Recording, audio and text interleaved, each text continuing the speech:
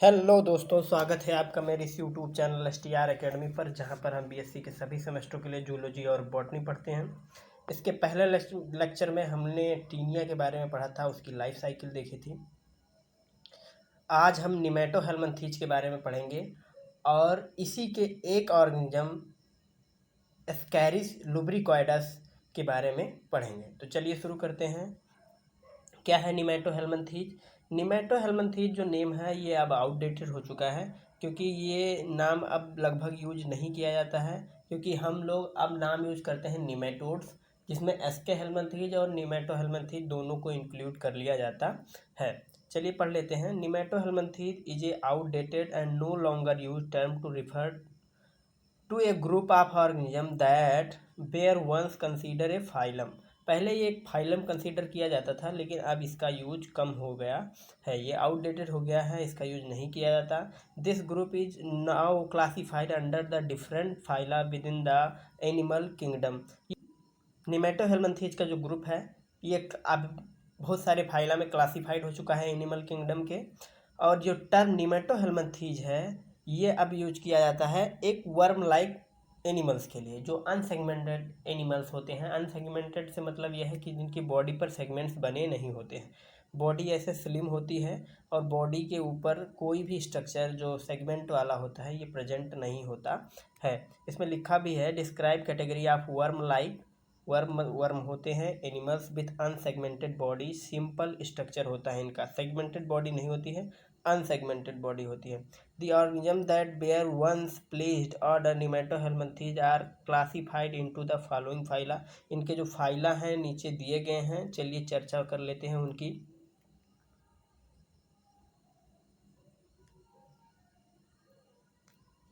देखिए पहला फाइलम क्या कह रहा है, Nematoda.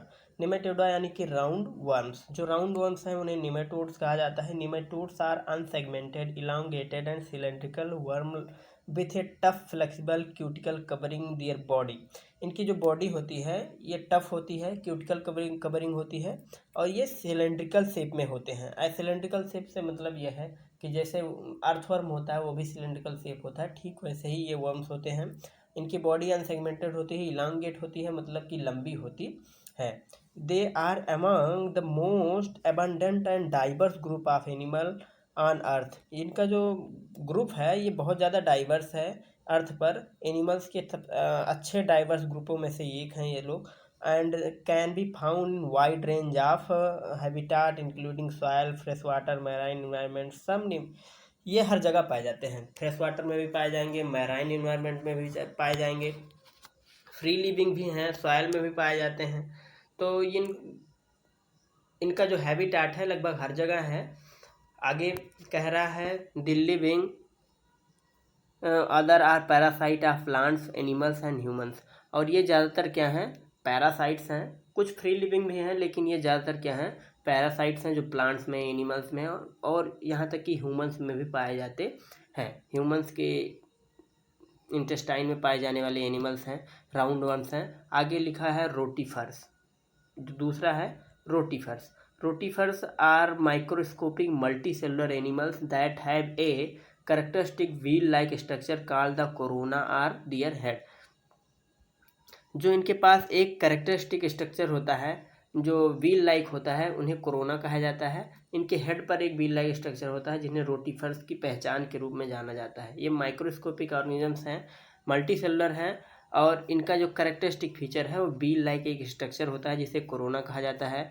They are mostly found in fresh water environment. ये ज़्यादातर फ्रेश वाटर इन्वायरमेंट में पाए जाएंगे। And are known for the complex reproductive cycle and the ability of withstand diverse environment condition. इनकी जो रिप्रोडक्टिव साइकिल होती है बहुत ही कॉम्प्लेक्स होती है, और इनके पास एबिलिटी है with stand diverse environmental condition.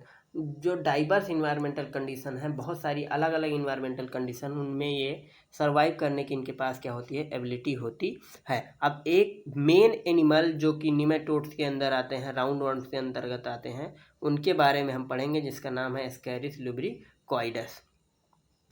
चलिए शुरू करते हैं। Ascaris लुब्रिकॉइडस। Scarus lubricoides, commonly known as the large roundworm of humans, जो ह्यूमंस के अंदर पाए जाने वाले लार्ज राउंड वर्म्स हैं उन्हें स्कैरिस लुब्रिकॉइडस कहा जाता है। ये एक पैरासिटिक है। पैरासिटिक से मतलब ये अपना भोजन दूसरों से लेते हैं। नेमेटोड यानी राउंड वर्म हैं that infect the intestine of human and some animals. ये एनिमल्स की ये जो इंटेस्टाइन है उनमें इन्फेक्शन करते हैं। ये ह्यूमंस की इंटेस्टाइन में करते हैं, बहुत सारे एनिमल्स में भी करते हैं और ह्यूमंस में भी करते हैं। It is a one of the most common and whispered human parasite. ये मोस्ट कॉमन पैरासाइट हैं। विस्पर्ड मतलब बहुत ज़्यादा फैले हुए पैरासाइट हैं, particularly in area with the poor sanitation and hygiene practice. जहाँ पे गंदगी ज़्यादा होती है वहीं पर ये ज़्यादा ह्यूमंस के अंदर पाए जाते हैं, एनिमल्स के अंदर पाए जाते हैं। गंदगी पे साथ ये पेट में जाते हैं, हाँ खाने के साथ जाते हैं, पानी के साथ जाते हैं और वहाँ पर इन्फेक्शन कॉज करते हैं। इनका स्ट्रक्चर दिया गया है, नीचे आप लोग देख सकते हैं। ये मेल और फीमेल क्या होती हैं, अलग होते हैं। मेल का अलग स्ट्रक्चर होता है। मेल की साइज़ क्या होती है, छोटी होती है और फीमेल की साइज़ थोड़ी बड़ी होती है। यहाँ पर आप देख सकते हैं, इधर माउथ है, इधर एक्सक्रीटरी पोर है, यहाँ पर एक पोर होता है एक्सक्रीशन के लिए। यहाँ पर एक फीमेल जेनाइटल अपर्चर है सेक्सुअल रिप्रोडक्शन के लिए, और एक लेटरल लाइन सिस्टम इनके भी पास होता है। लेटरल लाइन सिस्टम क्या होता है कि फिशेस में एक सेंसरी ऑर्गन की तरह लेटरल लाइन सिस्टम होता है। मान लेते हैं एक फिश है और उसके ऐसे बीच बीच में एक डॉटेड लाइन होती है। जो लेटरल लाइन सिस्टम है एक सेंसरी ऑर्गन की तरह काम करता है कि जैसे जो शिकारी पक्षी हैं आसमान में हवा में उड़ते हुए शिकार करते हैं, तो लेटरल लाइन सिस्टम के थ्रू मछली क्या करती है, ये अनुमान लगाती है कि कौन ऊपर से आ रहा है। अपने प्रेडेटर से बचने के लिए, अपने शिकारी से बचने के लिए वो लेटरल लाइन सिस्टम का यूज करते हैं। ऐसे ही लेटरल लाइन सिस्टम इनके ऊपर भी पाया जाता है। जो फीमेल क्या मेल फीमेल दोनों में पाया जाता है। फीमेल क्या होती है, बड़ी होती है।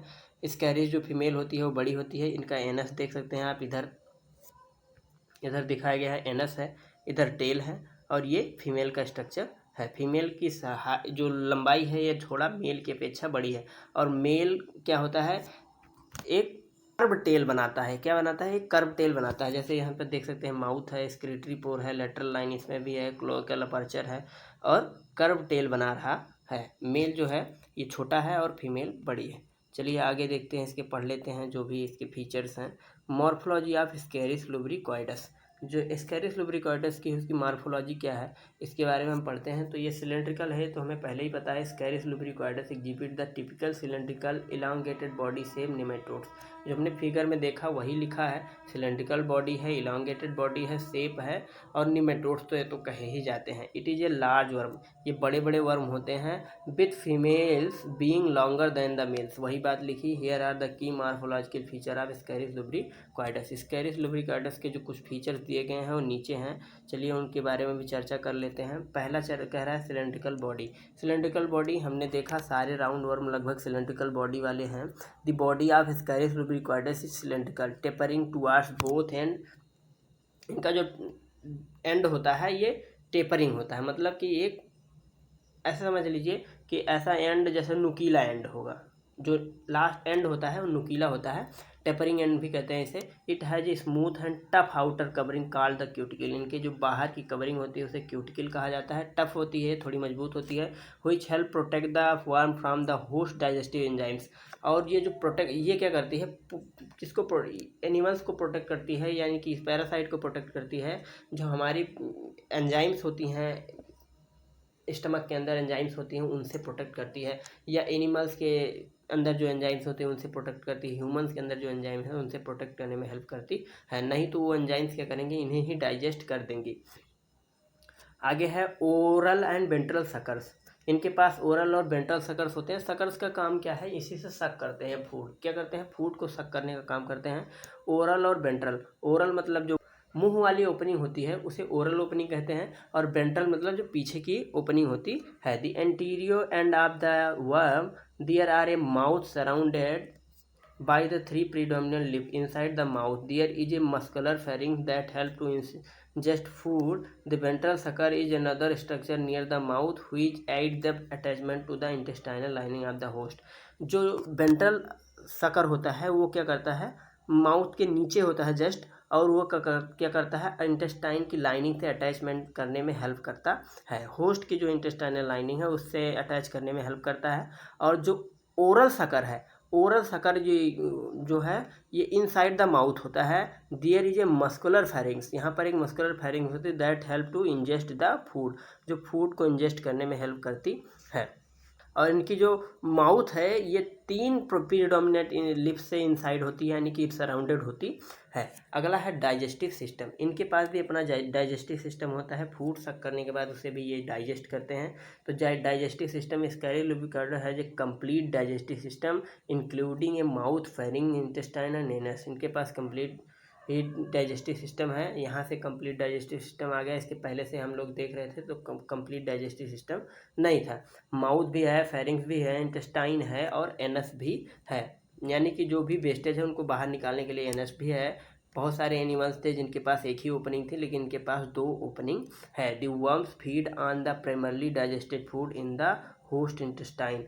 और ये जो वर्म है ये फीड करेंगे होस्ट इंटेस्टाइन से फूड को फीड कर लेंगे, उसके बाद फिर अपना डाइजेशन करेंगे। अगला है रिप्रोडक्टिव ऑर्गन्स, इनके पास फुल डेवलप्ड रिप्रोडक्टिव ऑर्गन होते हैं। Ascaris lumbricoides is a dioecious, meaning it has a separate male and female individual. Dioecious मतलब होता है जिनका मेल और फीमेल सेपरेट हो, जैसे कि ह्यूमंस में होता है मेल और फीमेल क्या होते हैं, सेपरेट होते हैं। मार्फोलॉजी होती है, बाहर का जो आउटर स्ट्रक्चर होता है वो भी मेल का अलग होता है और फीमेल का अलग होता है। जैसे ह्यूमंस में होता है ठीक ऐसे ही स्कैरिस में भी होता है। फीमेल्स बड़ी होती हैं और मेल छोटे होते हैं, और इनका जो टेल होती है कॉइल्ड होती है। द मेल वर्म है जो कॉइल्ड रिप्रोडक्टिव सिस्टम, जो मेल वर्म है उसके पास कॉइल्ड रिप्रोडक्टिव सिस्टम होता है including testis, seminal vesicle, single spicule use during the copulation. इनके पास खुद का testis, seminal vesicle, single spicule या यूज टू कापुलेशन में यूज करने के लिए होता है।